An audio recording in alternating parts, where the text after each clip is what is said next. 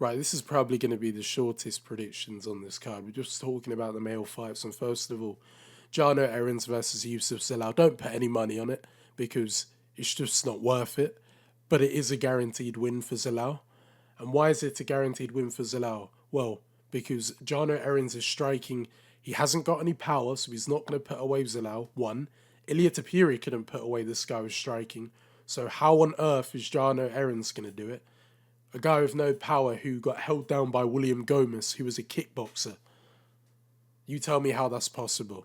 So yeah, I expect Yusuf Zalal to win the fight, and I can't pick whether it'll be a submission or decision. What I would say, if you're watching the fight live, if he's going in for takedowns constantly, a submission is going to be there because Jano Aaron's on his back. Although he can be dangerous, he almost caught William Gomez, I believe, with a triangle.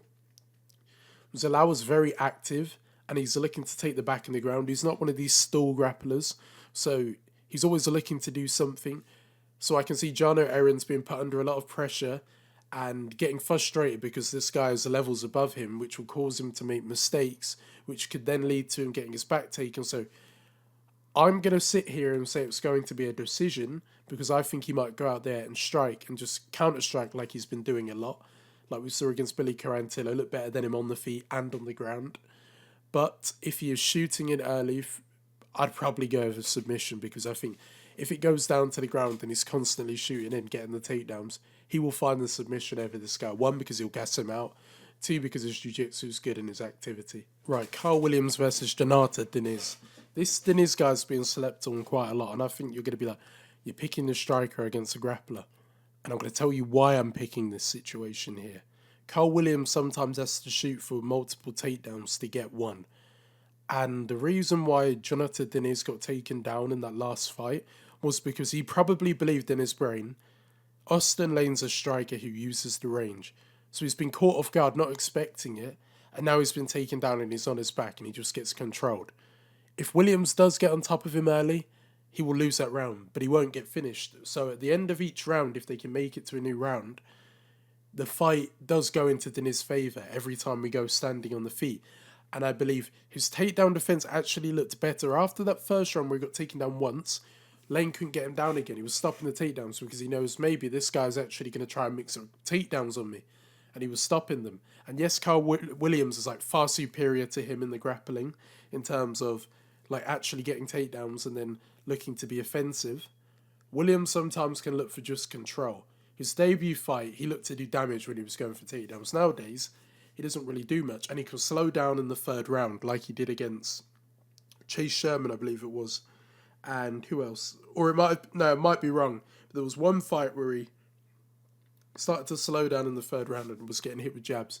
I think Jonathan Diniz was the type of guy where he's got the power to put this Williams guy out because his boxing is not good. He pretty much just dips his head down and jabs, and he doesn't really have anything more than a jab.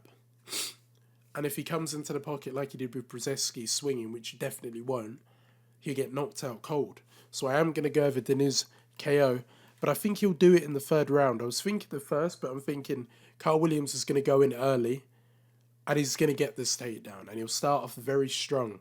But then I can see him like not doing enough to finish him and just winning the round. And then round two, same again, gets the takedown. We're all thinking, oh, the fight's over. He's just laying and praying on top of him. Diniz is just like surviving, but he's not doing anything damaging to the point where he's going to get finished. And then round three, you're starting to see Williams is visibly gassed. And now when he's shooting in, Jonathan Diniz knows what he's trying to do. They're very telegraphed, and he's struggling to get them. And now because he's struggling, he's gassing out. He's on the back foot, and Diniz is starting to overwhelm him with pressure. And then he's going to have his back up against the cage. And I can see him getting standing TKO'd. Not knocked out cold, but standing TKO'd. This guy's fought Rico Van Herven, the kickboxer, by the way. He's a very good striker. I believe that left hook is his most powerful punch, and I think the fight will end off a left hook. I think he's going to back him up against the cage, cross, left hook, and the referee is going to have to stop in after him getting pieced up against the cage. Charalampos Kuriguru versus Toshimi Kozama. This one here again, it's just a can fight. It's not a guaranteed win for Charalampos, and I'm going to say something here. If the fight goes longer than the first round and Grigoru's gassed, he will get submitted. because that last fight was unacceptable, as some people would say. How can you go from like hitting your opponent with these level changing cross left hook, and then we enter round two and round three, and you're just on the back foot and gassed out of your mind. You can't even get takedowns, and you're just getting pieced up. If you gas out against a grappler like Kusama, it'll make it even easier to get the takedowns. And once you're on the floor with him, the chance of you getting finished is very high. And that's why I think he's going to come out very aggressive and look for that knockout in the first round, because Kusama's striking is extremely poor. He has no chin. Well, I don't want to say that. I'll say he gets hit way too much.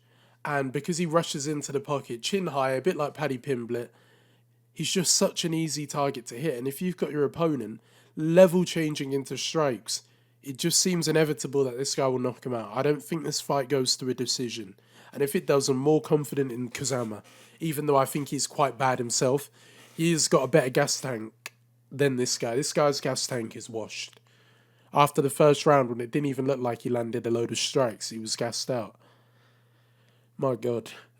He was going to get the first round knockout, but like I said, if it goes longer than the first round, I would back money on Kusama, because Kusama could at least like force Grigu into a panic takedown. You know, like McGregor, Nate Diaz, he's gassed.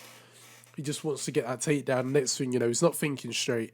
Kusama's got him in a submission. Look at Weston Wilson when he submitted that guy the other day. Jeku Serige. It just should have never happened. But these things can happen. So yeah, I'm going with him. Right, Chris Gutierrez versus Quang Le. I've been looking at this guy. He looks like a bit of a fraud. He's got one robbery win on his record where he just kept getting taken down over and over and over and over again. And because he landed a few elbows, which you could say was probably the most damaging moment in the fight, he won the fight, but he didn't. Anyone watching that was as clear as day. He was getting taken down on his back, doing what he likes to do to opponents, and he just looked like a fish out of water. And Chris Gutierrez will piece him up, and he will not allow him to do that. Quang Le, he's not a striker. From what I'm seeing, yeah, he got a knockout in his last fight. Go back and watch a few of them. He just hugs you in a body lock against the cage and tries to go for a takedown. It fails, and then he just stays there and stalls. It's like watching a woman's fight with him most of the time. So I expect Chris Gutierrez, who is way higher skilled than him, to not knock him out. Even though he got knocked out in 9 seconds on his amateur debut, I expect him to win a decision. I just expect him to, and I think it'll be a 29-28. I can see Quang Le fluke in the first round by just hugging, but we've seen it before. Cody Durden hugs him against the cage. Well, not hugs him, like body triangled him, I believe, in round 1, and then round 2 and 3 he can come back. And I think his striking wise is going to look out of his depth and look schooled. Like, I'm not going to say a lot, because you never know of these type of fights here. Unpredictable sometimes. But I expect him to go out there and just chew up them legs of Quang Le, and then he's just going to get 30-27, it looks like, but he won't, because he'll win the first round probably off of hugging, and then he'll just get whacked all over the shop in the second and third with leg kicks. His legs will probably swell up, and a potential knockout finish is there, but I just feel like if he goes down to the ground, it's not going to be from like a heavy punch, because Chris Gutierrez isn't a power puncher, he's a volume striker. So I don't really see where people are thinking it's a guaranteed knockout, because it's really not. It's not a lock for a knockout. But on paper, it should be a lock for him to win this fight. But I'm very confident in a decision for him. Because this guy here, I'm sorry, a guy who clinches and doesn't shoot him for single legs and does all that stuff, who on the ground, you don't really see him pull off submissions. He's got a heel hook in the amateurs, but in the pros, I believe they're all from being on top or controlling his opponent. And I can't see him just controlling Gutierrez after he's fought people like Song Yadong. There's nothing to be scared about with this guy. Danny Barlow versus Nikolai Veretennikov. I'm going with Danny Barlow to win the fight. And I'm trying to think, how is he going to beat this guy? Because this guy, from what I've seen, his chin ain't that bad. I'm actually going to go with, and it's going to be very weird to think I'm doing this, a decision. I know Danny Barlow's the type of fighter where as soon as that left hand hits you, like he even named himself left hand to God, bodies hit the floor.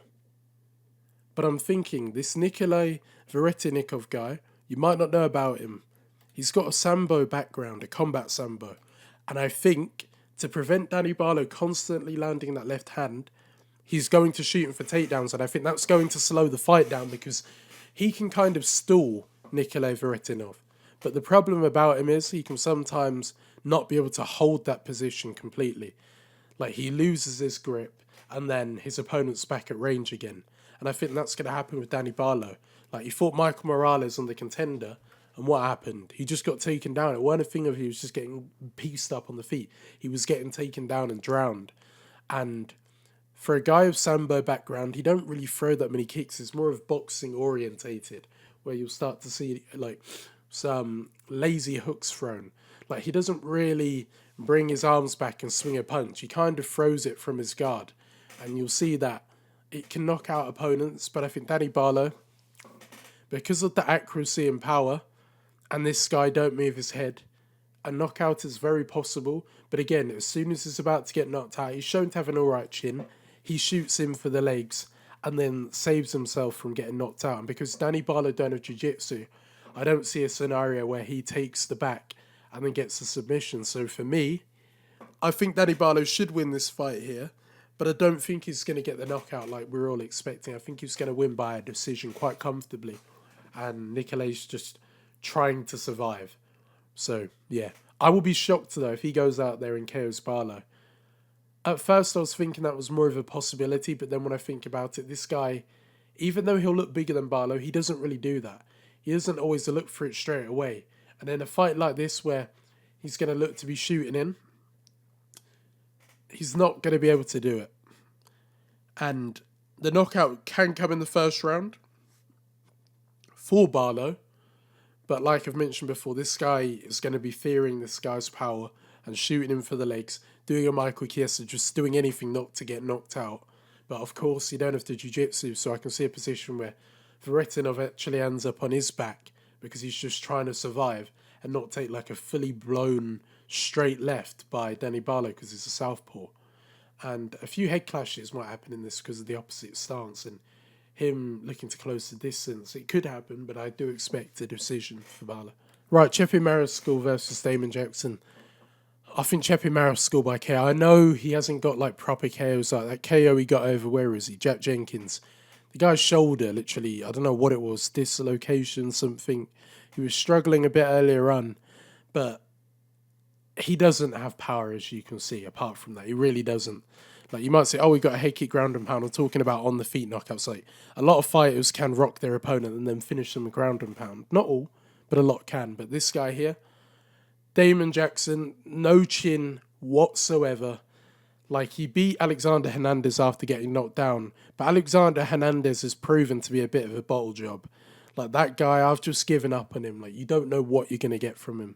But Cheppy Mariscal, he throws a lot of things with conviction. That Charrier fight, you can call it a robbery. It was very close. And the reason I'm not going to scream robbery anymore is because in the third round, Charrier bottled it. He was too desperate for that submission. He was down bad to get the finish. And one thing that I've noticed by Mariscal, where if he loses the fight, it will be by a submission because he will not get outstriked. He will not get held down because Cheppy Mariscal, he got caught in a guillotine early in that fight. And he also got caught, I believe, in an anaconda. But because his scrambling ability is good, he's got good submission defense, never been submitted before. But where I think the knockout will happen for Damon Jackson is, I think he's going to struggle to get the takedown early, so he's going to have to strike. He won't have a choice. And then, as usual, Damon Jackson is going to trade in the pocket, and he's going to lose on the exit of the exchange and get put down with a hook. And then I can just see Cheppy Mariscal jumping on top of him and ground and pounding him.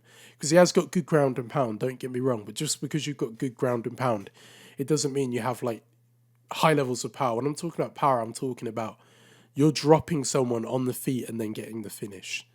Like knocking them down, knocking them out. He's not that type of guy. He can get you down to the ground and pound you, but a lot of the time he's not knocking people down and finishing them. But I think he can do it to Damon Jackson because of how weak his chin is and because he doesn't offer anything apart from jiu-jitsu. He's had some flukery wins in his career. When you look at that win with Pat Sabatini, like that knee, it just looked goofy. It just shouldn't have happened. But Mariscal, for me, round 2, I think round 1, he'll be a bit patient. He isn't going to go all out for the knockout. He doesn't really do that. He can start off quite slow and pretty much you'll just get a feel from the fight. maybe throw like a few light leg kicks, a few touchy jabs, but nothing looking for the knockout. And then round two, stepping up the tempo. Damon Jackson's a bit confident because he's not being hit hard. And then when the confidence grows on the feet, that's when he gets knocked out. 36 years of age, he's been dropped multiple times. Cheppy Mariscal can grapple, but I think it'd be quite dumb to try and wrestle with Damon Jackson because of how dangerous the jiu-jitsu could be. But yeah, I think he's going to come out more aggressive in the second round. The front kick won't come out, but the left hook will. And I can just see him swinging a hook and knocking Damon Jackson out cold. Honestly. I'm not going to bother complaining about this fight because next week we've got a good card, but realistically, I don't know how this makes sense. Like, the matchmakers had a mare here. And how old is Tybura again? 38, if my eyesight isn't poor. Yeah, I think so. Let me just have a quick look. And I'm thinking Tybura on paper should win, but I'm starting to think now. He's getting older now. I don't think cardio's been a huge issue for him, but I'm starting to think that first fight with him, that was years ago. Ooh, only like 3 or 4 years ago. But you've got to think Sergey Spivak's improved massively. I think he's got one of the records for successful takedowns in heavyweight, one of them records. And he struggled against people who are big and carry power, which Tybura does. And in his last fight, Tybura against, what was his name, Tai Tuivasa, he just immediately just shoots in on his opponent. Well, not immediately, he catches a few heavy strikes and is able to transition to the back. But I think because of his age, it's going to be hard to like be able to be as agile against a guy like Spivak, who's gaining more experience now, who he was young back then but has improved, and takedowns have improved also. Even though Tybura has been better, let me just skip to the point. It's a 50-50 fight. And I know I shouldn't pick Tybura, but I am going to do it. Because you watch that last fight, even though he's improved, he looked better than him everywhere. On the feet, he had more power. He was able to keep him at range pretty much. And when he closed the distance, back him up against the cage. Because one thing Spivak does, if you catch him with a strike, he backs into the cage and he doesn't really circle out. So then takedowns are very open because he leaves his whole body exposed. But then on the other hand, Sergey Spivak's got very good takedowns. And he could nowadays, like think about it, he was probably 26 when they fought. Bring Tybura down to the ground and do what Tybura did to him. But something in my brain's telling me that even though he's 38, you can kind of get away with this in the heavier weight class. But I'm kind of scared about how will his cardio be if we hit like round 3 or round 4 or round 5. I don't think they go the distance. And if they do, I don't see Tybura winning a decision. For me, he's got to get the finish. And I do see another KO for Tybura, but I'm not confident. This is why the fight here, I can't guarantee it's going to happen. Because I can also see Spivak. I don't see a KO for Spivak. I see more of a submission chance than I do with a KO. Because if he can get him down, he can gas him out because of it, because of his age. But I think Tybura earlier on was going to cause him problems because I think he was going to struggle to get the takedowns. And when he struggles to get the takedowns, he doesn't know what to do. He looks lost against Gane. I'm not going to use that fight because they're two completely different fighters. But you see from him, when his takedowns aren't working, the striking doesn't work either. Whereas with Tybura, if the takedowns aren't working, he can strike like Romanov, who is an elite grappler in the division, like very strong wrestling offensively. He struggled to get them after round 1, and I can see it being a similar fight where Spivak, even though I said Tybura's gas tank I'd be more worried about, if Spivak spams takedowns and fails to get them, which is a possibility, he will gas before Tybura just because of that. But realistically, he shouldn't. But I am expecting Tybura to be able to KO him, and I think he can do it in the second round. Honestly, the way he fights Spivak, I can just see a repeat, but this time making it to round 2. Because he will just struggle to get the takedowns, because he goes for that single leg, and he tries to drive you down to the cage. Or sometimes we'll go for a double, and because Marcin Tybura in the last fight, he looks way bigger than him. I think he's going to come in bigger than him again, and that's going to make it even harder for him to get the takedowns. But in return, it's going to make it easier for him to get a knockout. But then the downside to that is it's going to be a lot slower, and the longer the fight goes, realistically, his cardio should be replenishing. But yeah, I'm going to go over Tybura, but it's not a confident one. This is one of the main cards where I'm like, I just don't know. It's too 50-50. we'll have to see when they go out there how the first round plays out. Is probably one of the most important rounds for me. So yeah, that's it. Thank you for watching. Talk to you soon.